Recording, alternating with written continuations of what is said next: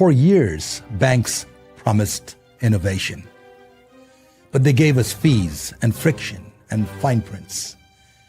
Today, all that changes. Introducing Private Key Bank from BitcoinBens Crypto Club, the world's first Bitcoin native credit union. Rebuilt from the ground up in the heart of El Salvador, a place where your Bitcoin isn't just stored, it grows.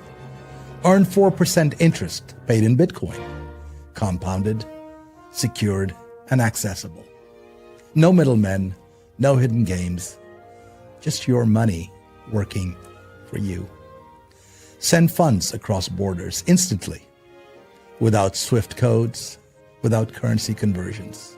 Pay anyone, anywhere, with a tap of a finger. This isn't banking as usual. This is freedom, beautifully engineered. The future of finance is finally here.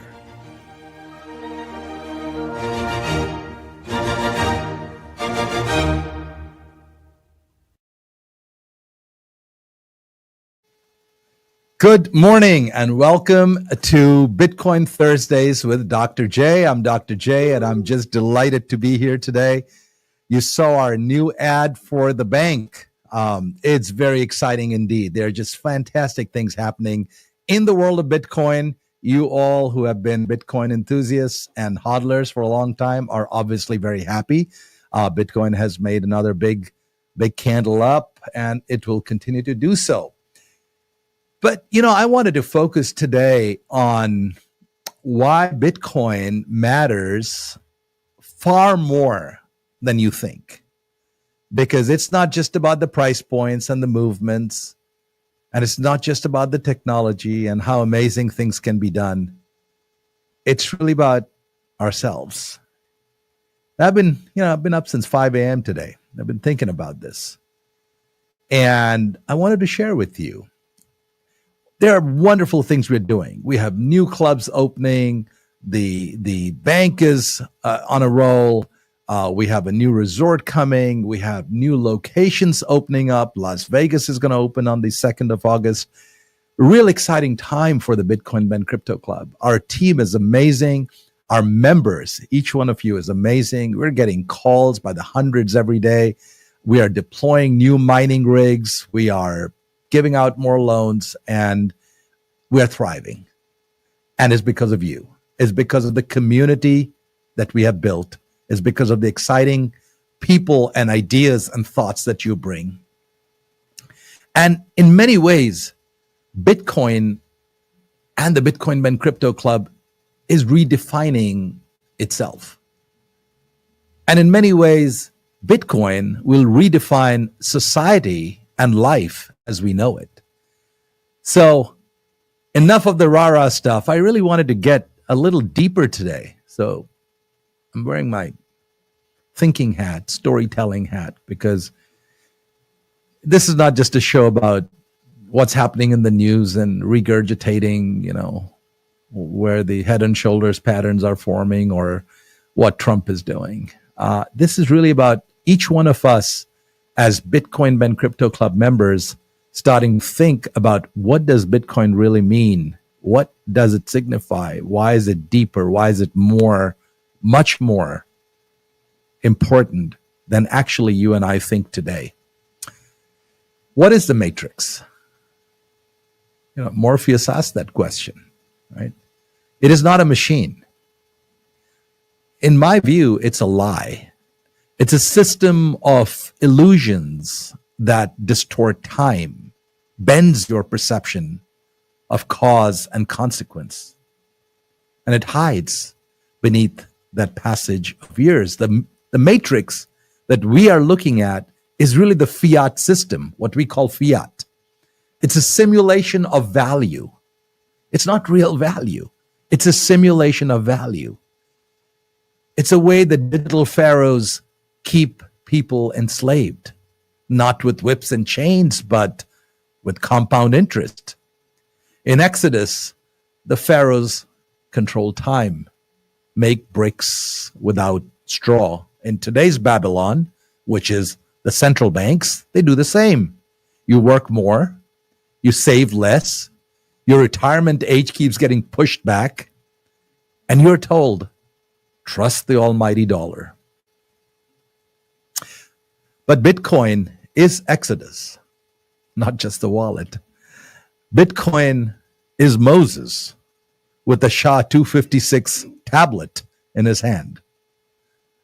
So here we are, living in a society where digital money is taking over. Artificial intelligence is permeating in almost every facet of our life.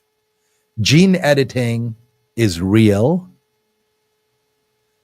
Virtual nations and cities, Bitcoin cities, are forming. Technological acceleration is occurring. And frankly, moral entropy is taking hold. And in the center of all this is what? It's Bitcoin. It's a protocol, it's a promise, and it's a provocation. You know, not since Prometheus stole that fire from the gods and the heavens has mankind held anything so dangerous, so beautiful, and so divine. Bitcoin is not just money. You see, any one of you who is a member of the Bitcoin Ben Club thinks that Bitcoin is just money, you're wrong. It's time, it's energy, it's truth, it's freedom. It is not just a get-rich scheme. It is how to get free scheme. It's how to get free scheme.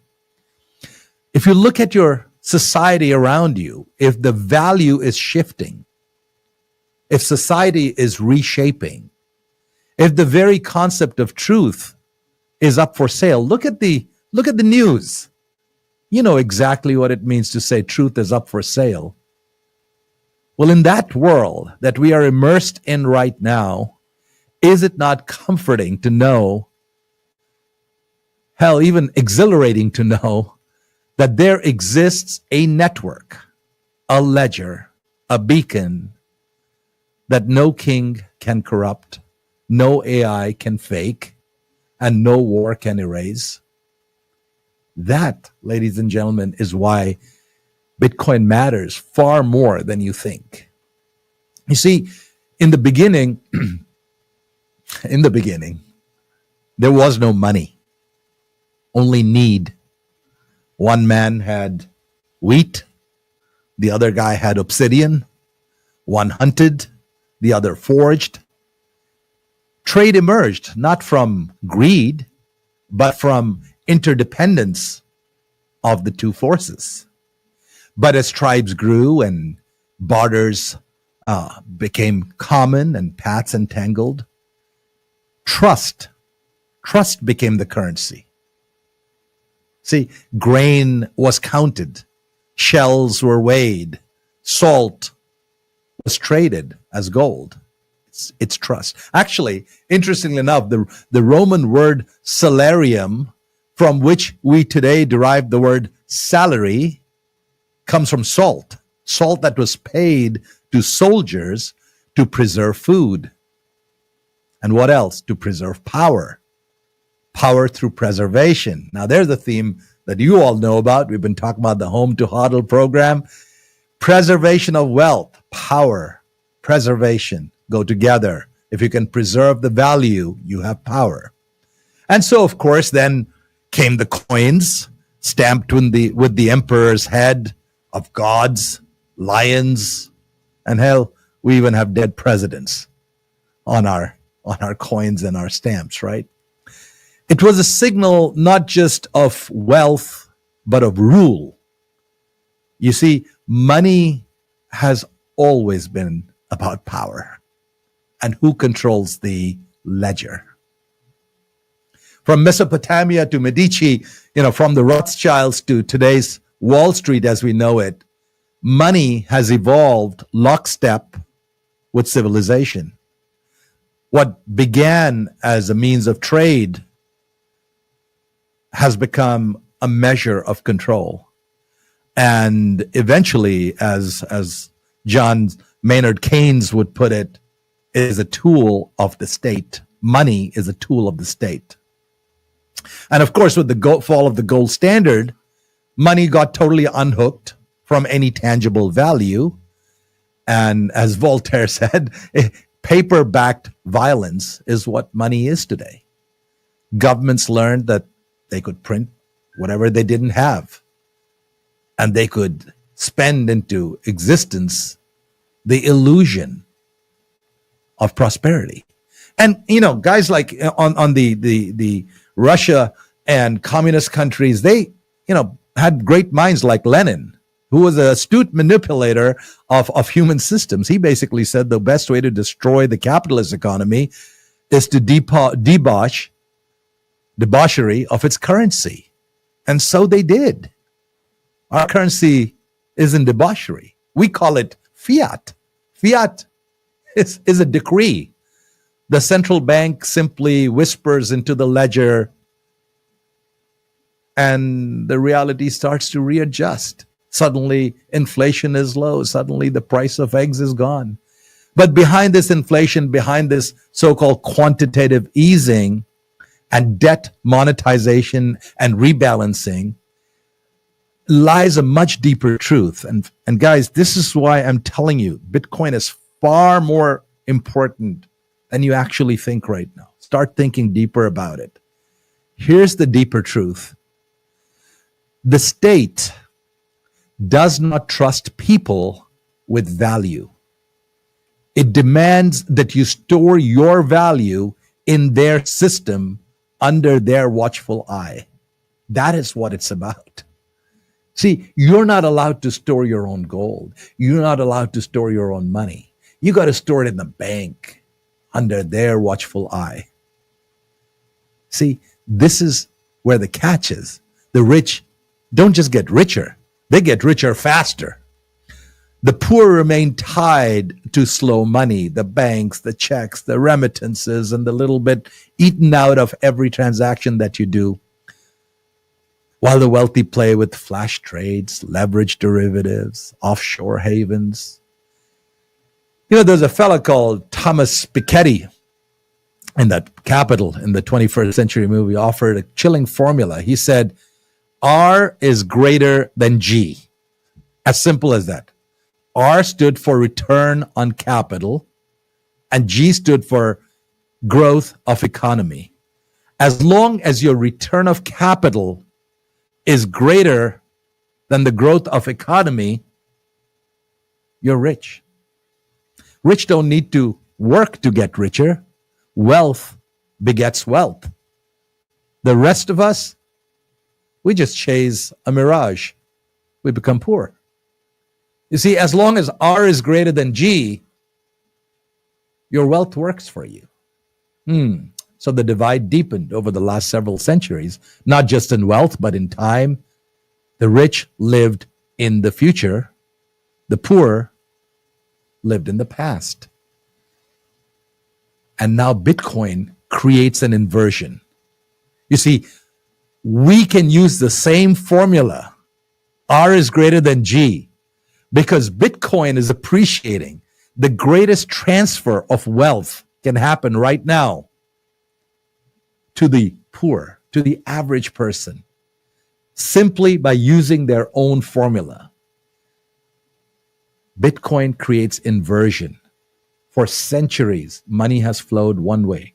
Now it's time for those who get on the Bitcoin train. They will be the rich ones, and the ones who don't will become poor. This is not a prediction. It's a statement of fact. See, Michael Saylor once said, with the precision of a philosopher, he actually looks like that. He's got that white beard going now, right? Plato-ish looking. He's become the statesman. I like it. I like his demeanor.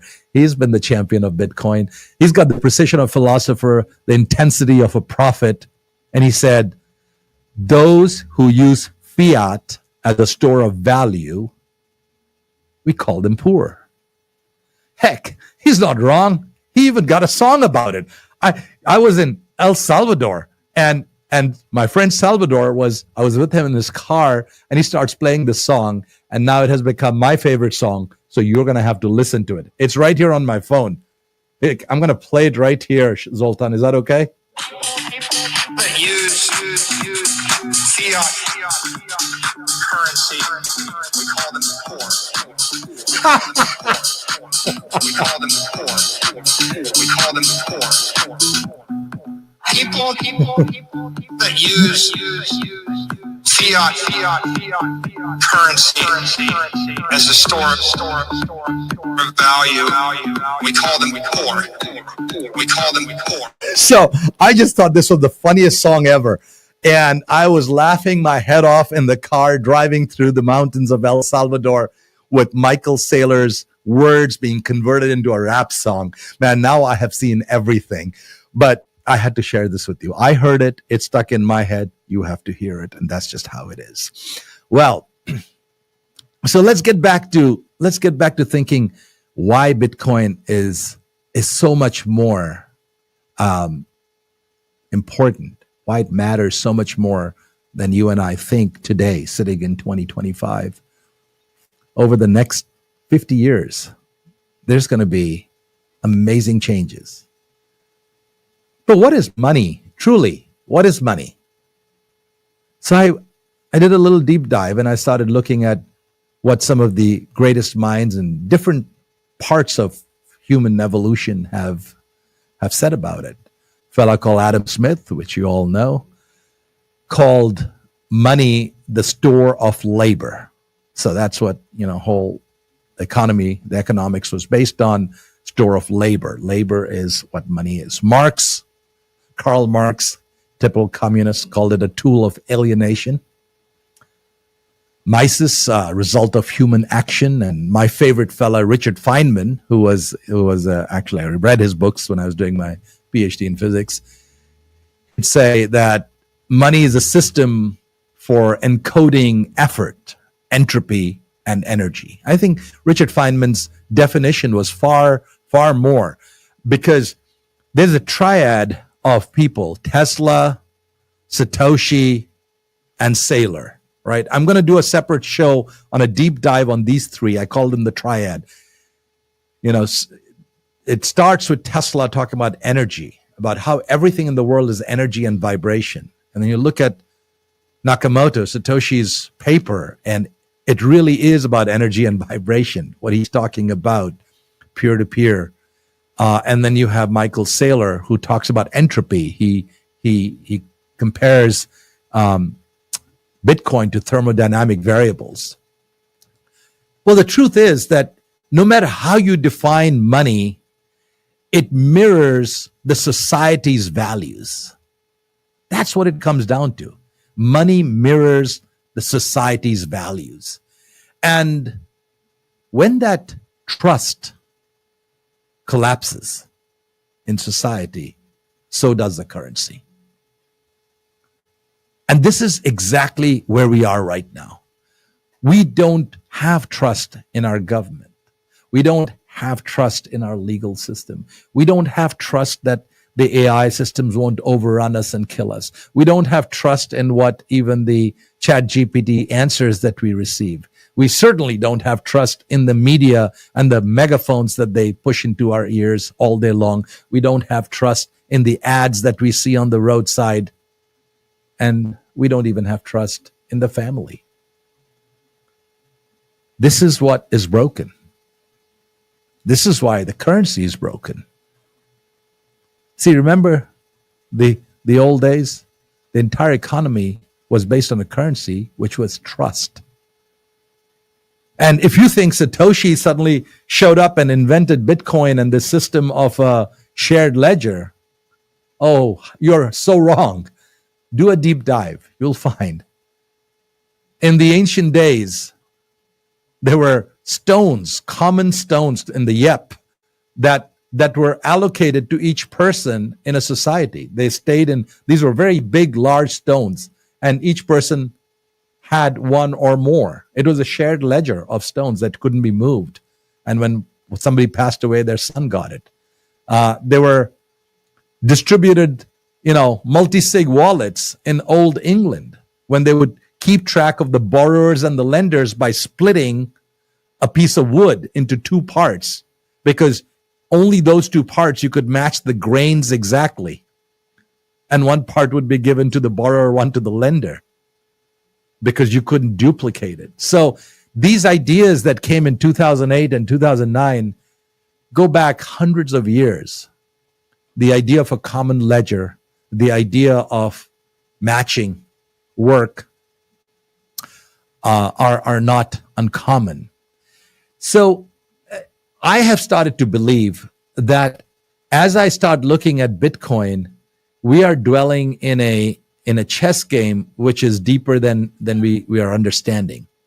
See, Newton gave us gravity, but Gödel, the mathematician, taught us that even in logic, there is incompleteness. Any truth might be incomplete. So you start to question and ask, in such a universe, does destiny get written? Is it pre-programmed? Or are we writing it as we speak? See, I think we are writing our own destiny as we speak. And it's really fascinating. And I know I'm going to go off into probably a very rarefied air of academia called neotics, which is how the human brain and consciousness and the thoughts we think actually manifest reality, right? So I'll get into that in just a minute. But I'm telling you right now, our destiny is being written by us. The more of us who are thinking of Bitcoin, the more of us that are using Bitcoin, even if you don't have a wallet, if you think about, I need to do about something with Bitcoin, Bitcoin is going to thrive. See, it's our energy that is being harnessed through forces, electromagnetic forces, forces of the thought wave, that is going to make Bitcoin even more real than you think it is. See, Bitcoin is the first system that is escaping time. What does that mean? It means that a transaction today on the blockchain is as true as the one that was done almost a decade ago. You see, in a world where truth bends daily, immutability is radical. It's not just a hedge against inflation. It's a hedge against lies. You see, what gets written into the blockchain, you can't remove it. See, it's always been said that the history is written by the victors. Well, not in the blockchain world. Once the history is written in, there's nothing you can do to reverse the damn thing. We're getting immutable ledgers. This is the first time truth and only truth will be recorded. And now, of course, we meet our new guest at the table, AI, right? Alan Turing, Turing's machine, he built a machine that could think. Von Neumann saw it as a machine that integrates into economics. AI will become the economics. Ray Kurzweil, warns of this moment in time called Singularity. In fact, there's a Singularity University in San Jose, a point where AI essentially outthinks man in the generalized AI, right? AI doesn't sleep and it doesn't eat and doesn't unionize and it just respects no borders. It needs no bribes. And so when you start to say that our society is going to become this hybrid with AI workers and human workers, AI is probably going to take a pretty big chunk of it. What kind of money is AI going to use? It's not going to accept fiat, this bloated human currency. It's not going to barter some carbon credits with that Christiane Lagarde in Europe. AI is going to want something that cannot be denied, immutable, global, apolitical. It's Bitcoin. Bitcoin has no master, and therefore AI will choose it.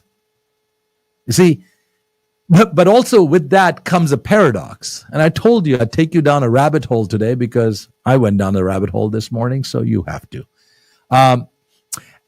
Here's the paradox.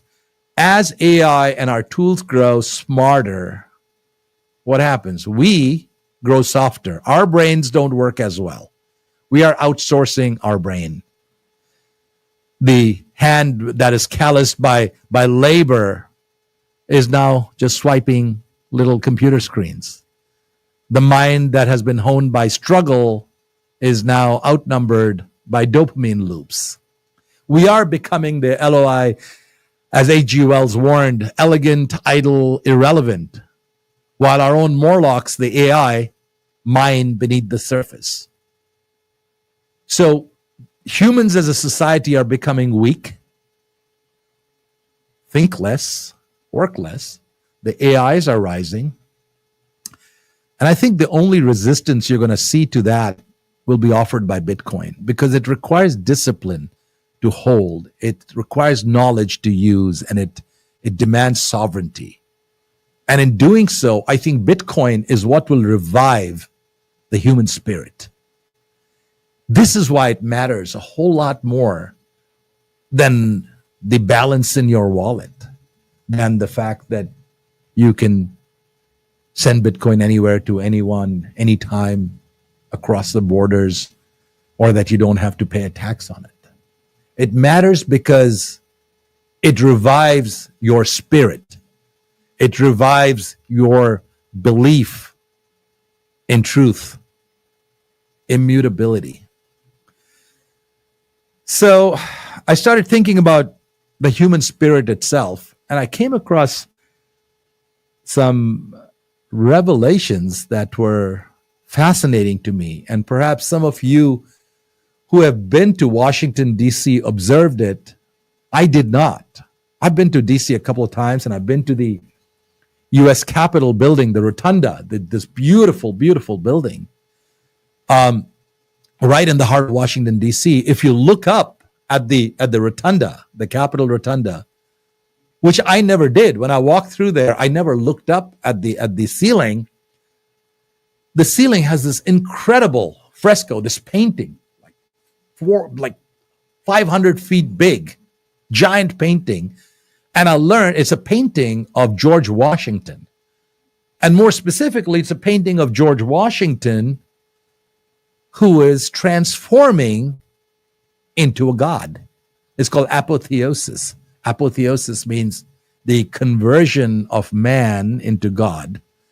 And there's a painting that was done by a fellow called Constantino Brumidi in about 1865, just as the Civil War was ending and the grand fresco, Washington was ascending to the heavens, flanked. The picture is flanked by goddesses rising into divine light, the transformation of man into God. Oh, what the hell has that got to do with Bitcoin? Well, I found it fascinating that as a human being, we have been forged through war, ideals, rebellion. That is what makes us divine. That human struggle is what makes us divine. We don't become divine by lineage or by papal appointments, but by action, through merit, through sacrifice. Isn't that what Bitcoin is about? You have to work to make that coin. There's energy, there's entropy. Washington didn't just take the crown, he relinquished power. And in doing so, he became more powerful than any king could ever hope. See, God does not choose the ruler, people do. Bitcoin and the divine path of man. Ask yourselves, what does it mean for us today to become more than we are? In this 21st century, apotheosis, the rise from human being to God, is not a religious thing. It's technological. It's economic. It's the spirit. Not as gold. Bitcoin is not the gold. It's a bridge.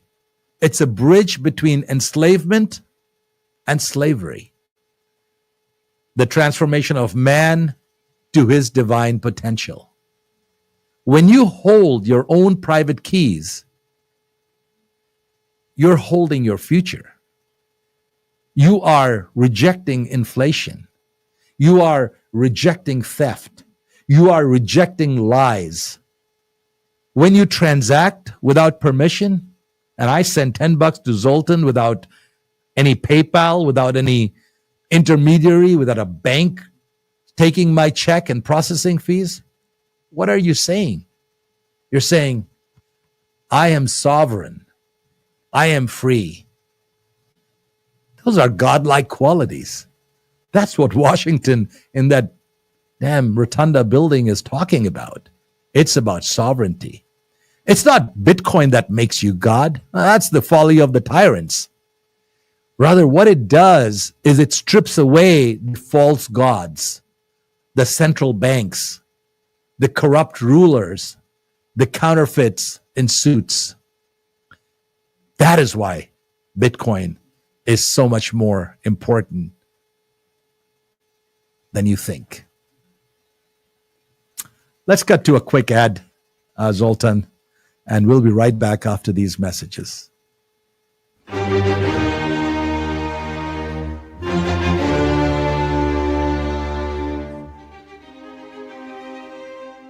For years, banks promised innovation, but they gave us fees and friction and fine prints. Today, all that changes. Introducing Private Key Bank from BitcoinBens Crypto Club, the world's first Bitcoin native credit union. Rebuilt from the ground up in the heart of El Salvador, a place where your Bitcoin isn't just stored, it grows. Earn 4% interest paid in Bitcoin, compounded, secured, and accessible. No middlemen, no hidden games, just your money working for you. Send funds across borders instantly, without SWIFT codes, without currency conversions. Pay anyone, anywhere, with a tap of a finger. This isn't banking as usual. This is freedom, beautifully engineered. The future of finance is finally here.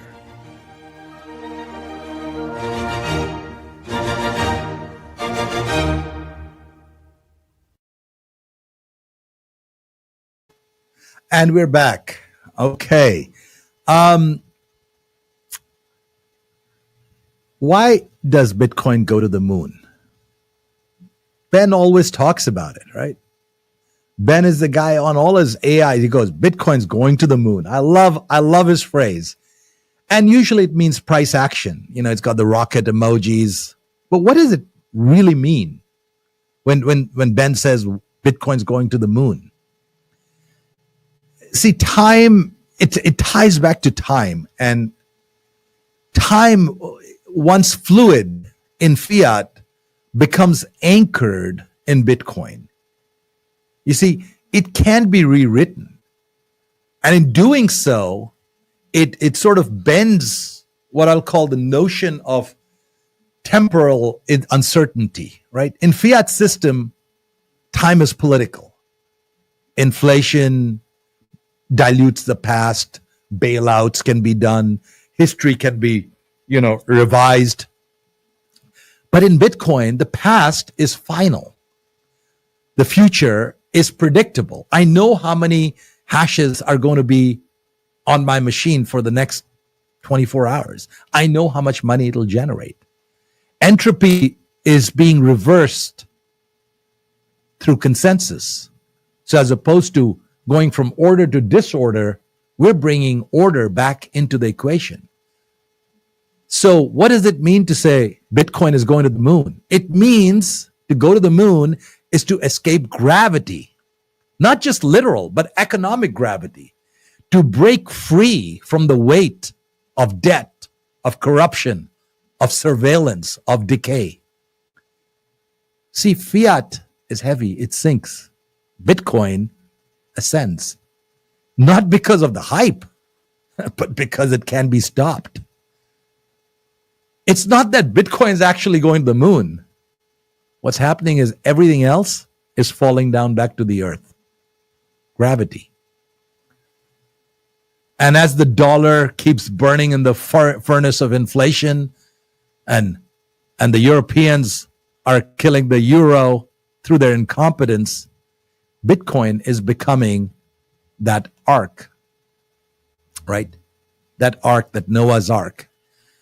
So perhaps there is an unseen hand that is guiding us, that is leading us to be on this Bitcoin path where Bitcoin is not just a currency, it's a completely new game. It's the new physics of economics.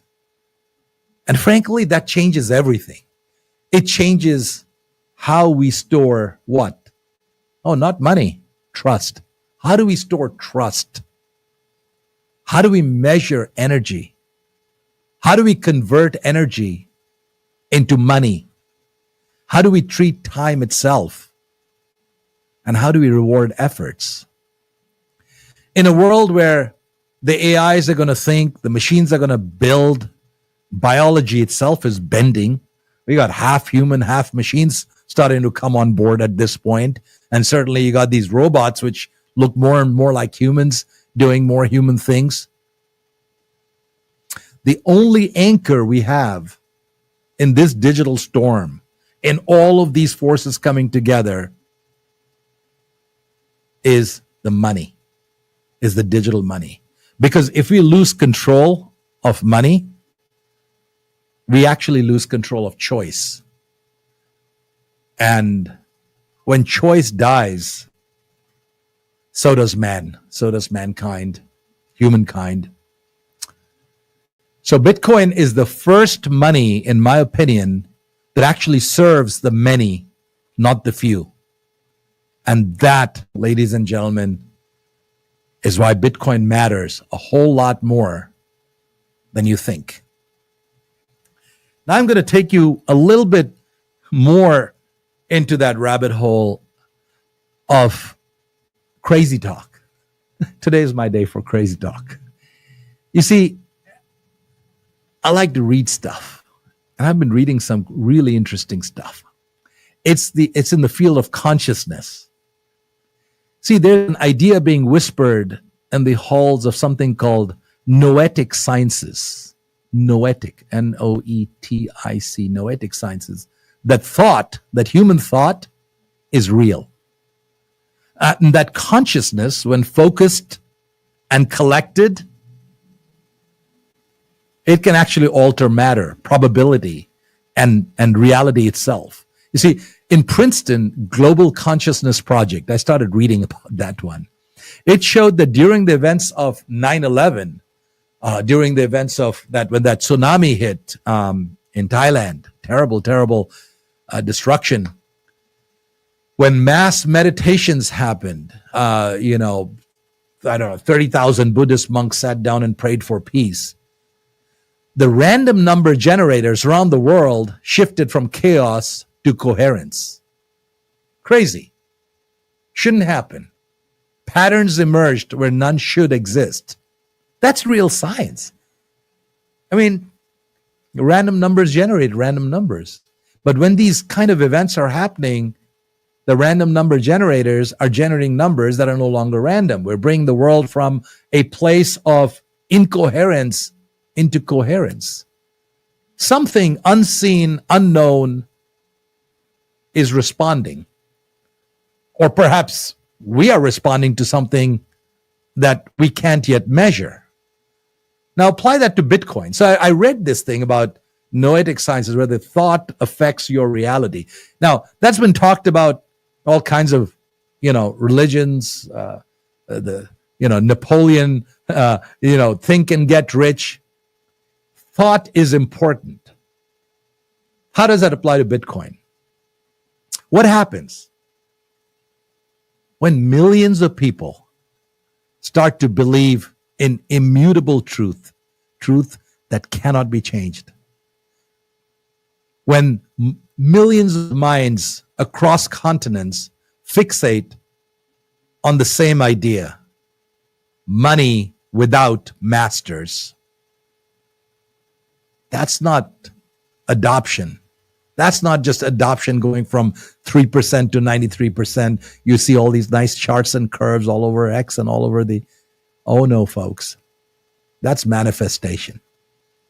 You see, if millions of people start to think about money without a master, that I hold the key, I hold the value,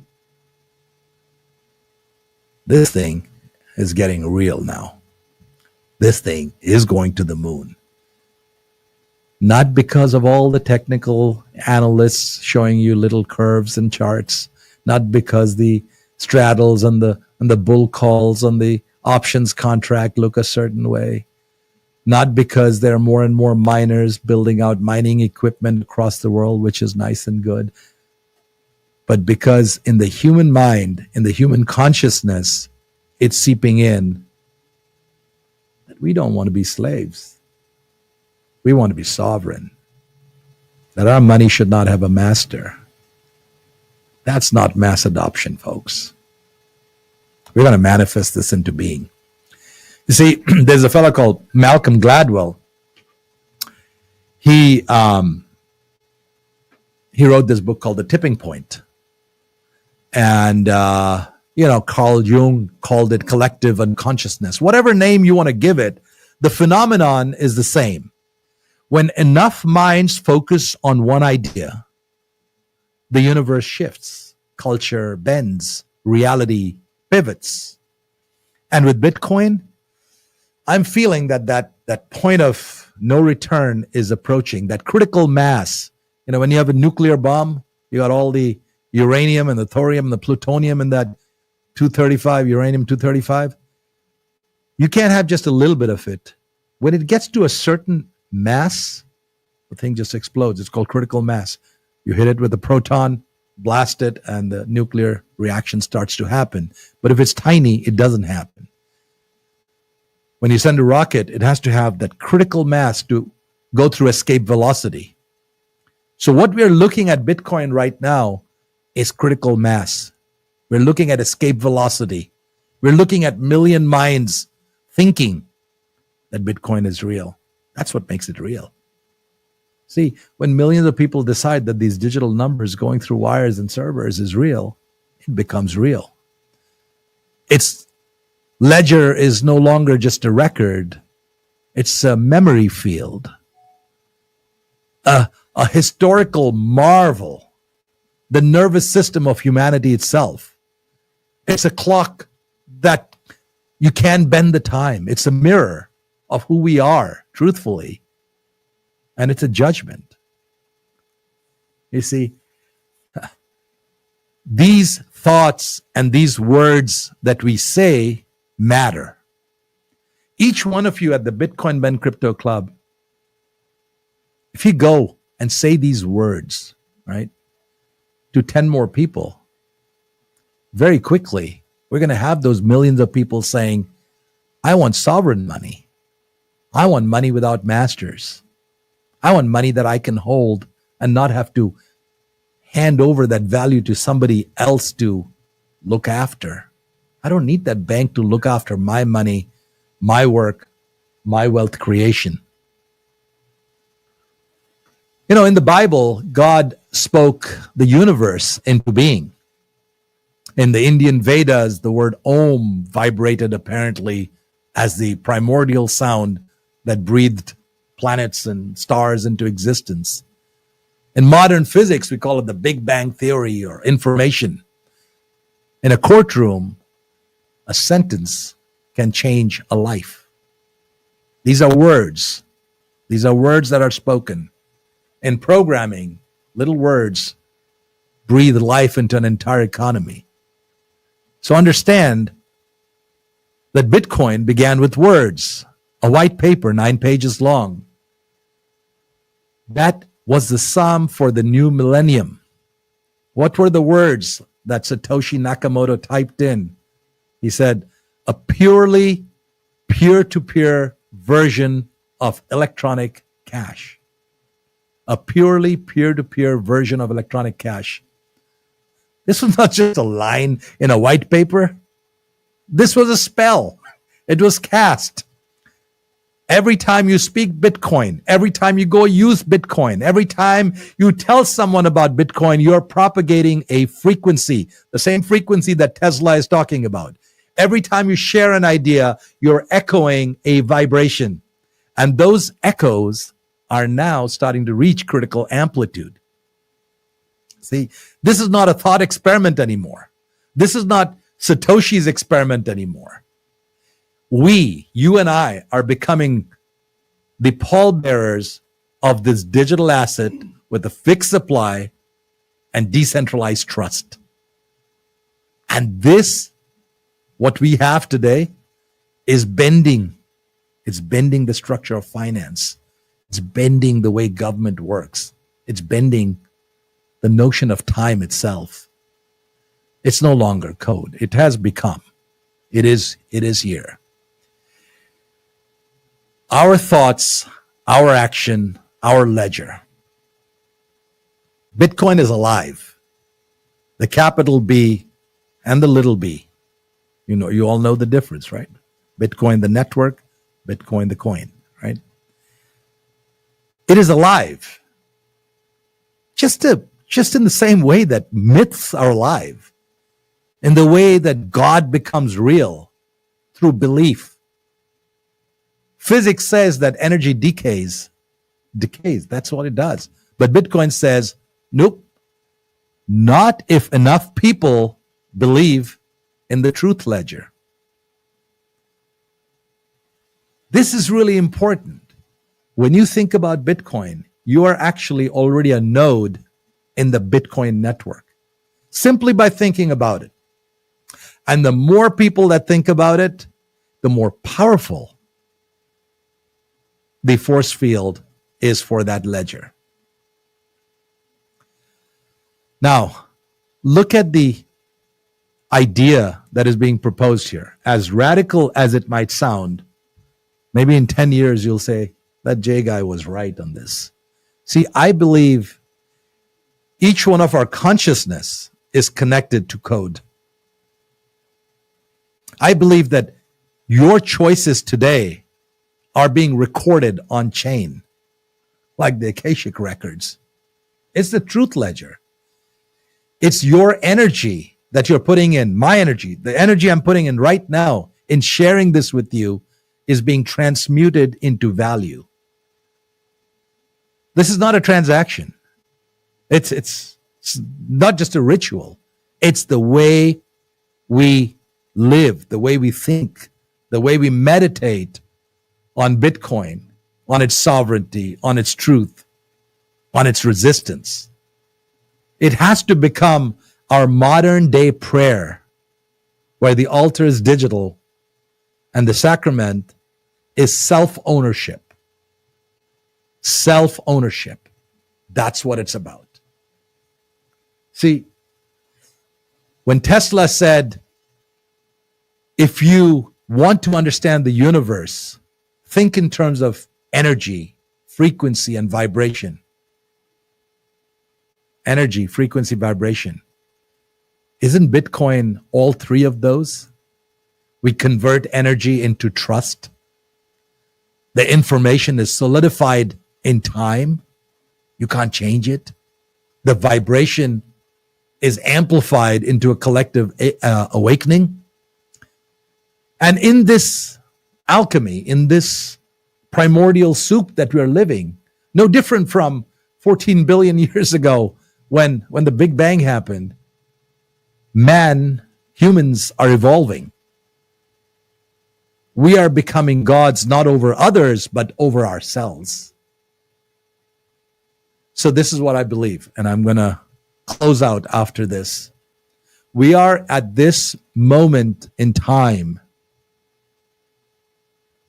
where every citizen, where every person has the power to rule over their own lives.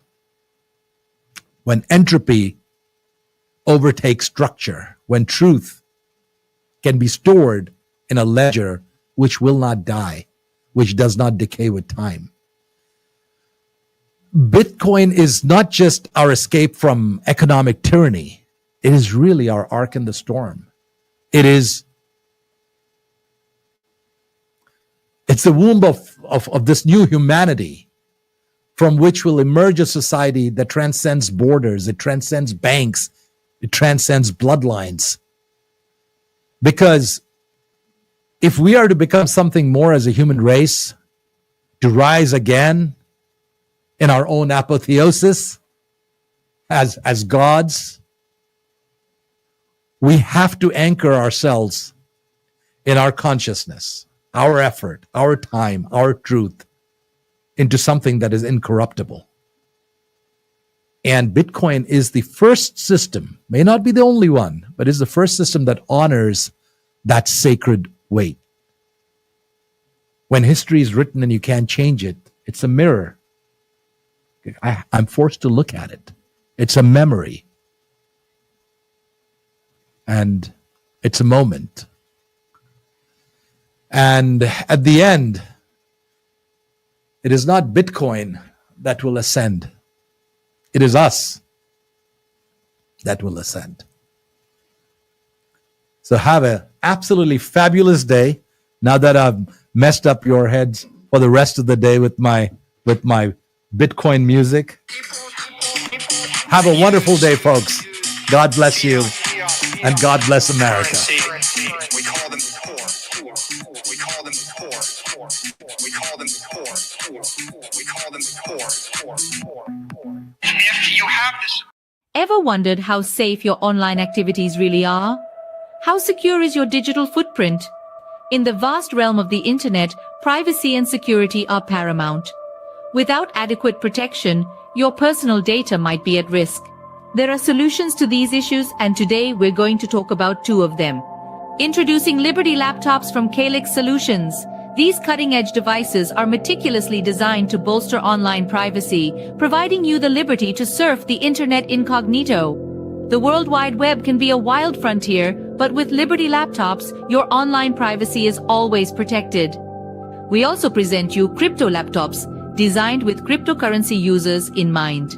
Equipped to support a myriad of wallets and exchanges, these laptops are tailored for seamless cryptocurrency transactions. They offer enhanced security protocols to keep your digital assets safe. Crypto laptops ensures a secure and smooth cryptocurrency experience. It's time to take control of your online privacy and security. Venture over to CALIX Solutions and explore our Liberty laptops and crypto laptops. Don't forget, our affiliate program lets you earn $50 per sale. Visit calixsolutions.io now or call 7028458276 for more information, because your online safety is our priority.